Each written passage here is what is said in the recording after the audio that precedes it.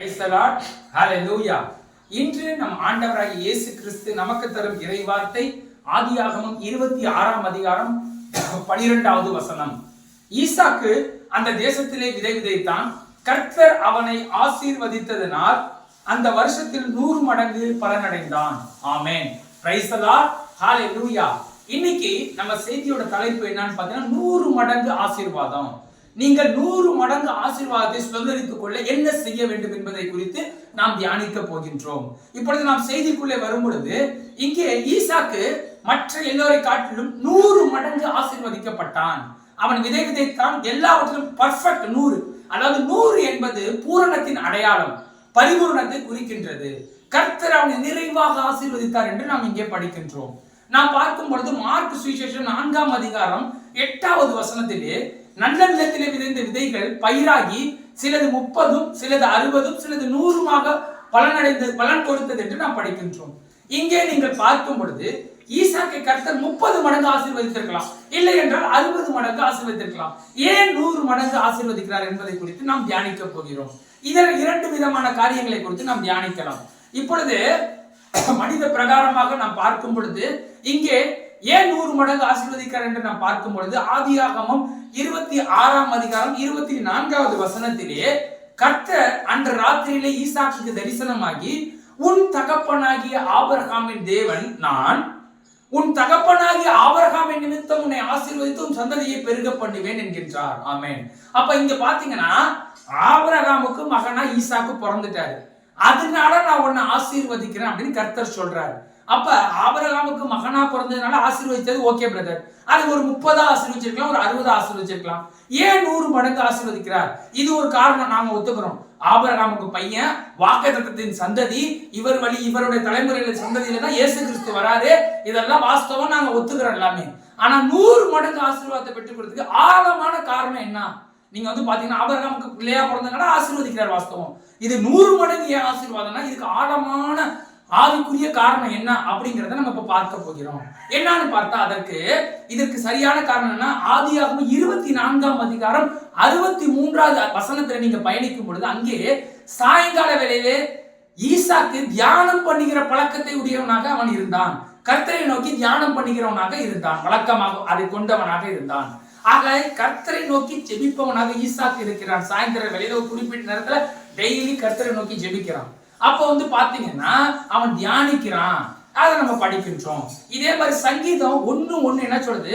கர்த்தருடைய வேதத்தில் பிரியமா இருந்து, இந்த பைபிள் மேல பிரியமா இருந்து இரவும் பகலும் அவருடைய வேதத்தில் இந்த பைபிள் மேல தியானமா இருக்கிற மனுஷன் பாக்கியவானான். அவன் என்ன ஆகுமா? அவன் நீர்க்கால்கள் ஓரமாய் நடப்பட்டு தன் காலத்தில் தன் கனியை தந்து இலை உதிராது இருக்கிற மரத்தை போல இருப்பானா. அவன் செய்வதெல்லாம் வாய்க்குமா. அப்ப ஈசாக்கு தியானிக்கிறவனாக இருந்ததுனால அவனுக்கு 100 மடங்கு ஆசீர்வாதம். 1.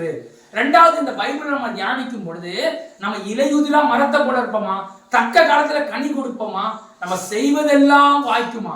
அப்ப இந்த பைபிள் மேல நீங்க ஒரு ஆர்வம் இருந்தாதான் உங்களுக்கு வாய்க்கும் எல்லாமே. உங்களுக்கு ஈசாக்கை போல 100 மடங்கு ஆசீர்வாதத்தை நம்ம பெற்றுக்கொள்ள முடியும். சில பேர் நம்ம கிறிஸ்தவர்களை பாக்குறப்ப நல்லா ஜெபம் பண்ணுவாங்க.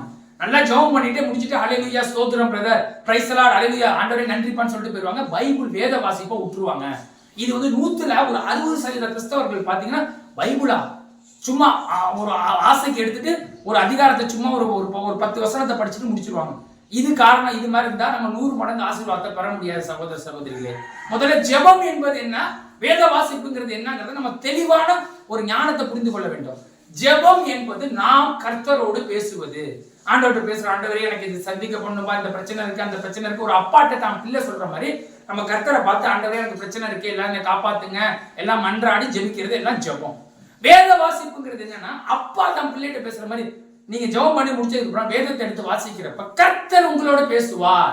அப்ப ஜெபம் என்பது நாம் கர்த்தரோடு பேசுவது, வேத வாசிப்புங்கிறது கர்த்தர் நம்மோடு பேசுவது. அப்ப 2மே இருக்கும் பொழுதுதான் நம்ம 2-வே கம்யூனிகேஷன். உங்களுக்கு புரியுற மாதிரி சொன்னா, செல்போன் எடுத்துட்டு ஹலோ நல்லா இருக்கீங்களா அப்படின்னு நம்மளே பேசிட்டே இருந்துட்டு கேட்கிறவர் என்ன பேசுறாரா இல்லையா எதுவுமே தெரியாம நம்ம மட்டும் பேசிட்டு இருந்தா எப்படி இருக்கும்? அது போலதான் நம்மளுடைய ஜெபங்கள் இருக்கிறது. அப்ப என்ன பண்ணணும்? நம்மளும் பேசணும், எய்தாப்ல இருக்கவரும் திருப்பி நமக்கு ரிப்ளை பண்ணணும், பேசணும். அப்பதான் 2-வே கம்யூனிகேஷன். அப்ப நம்மளும் பேசணும், அவரும் பேசணும். அப்ப நம்மளும் பேசணும், கர்த்தரும் நம்ம இடத்துல பேசணும். அப்ப ஜெபமும் வேணும், வேத வாசிப்பும் முக்கியம். இதை நீங்க தெரிந்து கொள்ளும் பொழுதுதான் நம்முடைய ஜெபம், நம்முடைய வேத வாசிப்பு எல்லாம் பரிபூர்ணப்படும். அப்பதான் ஈசாக்கை போல நம்ம 100 மடங்கு ஆசீர்வாதத்தை பெற்றுக்கொள்ள முடியும். சரி, இப்ப பாக்குறப்ப நம்ம பழைய ஏற்பாட்டை எடுத்துக்கிட்டா அதுல 929 அதிகாரங்கள் இருக்கிறது. புதிய ஏற்பாட்டுல பார்த்தா 260 அதிகாரங்கள் இருக்கிறது. மொத்தமா இந்த வேதத்துல பாத்தீங்கன்னா 1189 அதிகாரம் இருக்கு பிரதர். இந்த 1189 அதிகாரத்தை முடிக்கிறதுக்கு நான் ஒரு டிப்ஸ் சொல்றேன் பாருங்க. நீங்க டெய்லி 4 அதிகாரங்கள் படித்தா 10 மாதத்துல இந்த பைபிளை ஃபுல்லா படிச்சிடலாம். ஏனென்று பாத்தீங்கன்னா ஒரு குழந்தைய 10 மாசத்துல பெத்தெடுக்கிற மாதிரி இந்த பைபிளை நீங்க 10 மாசத்துல படித்து முடிச்சிடலாம்.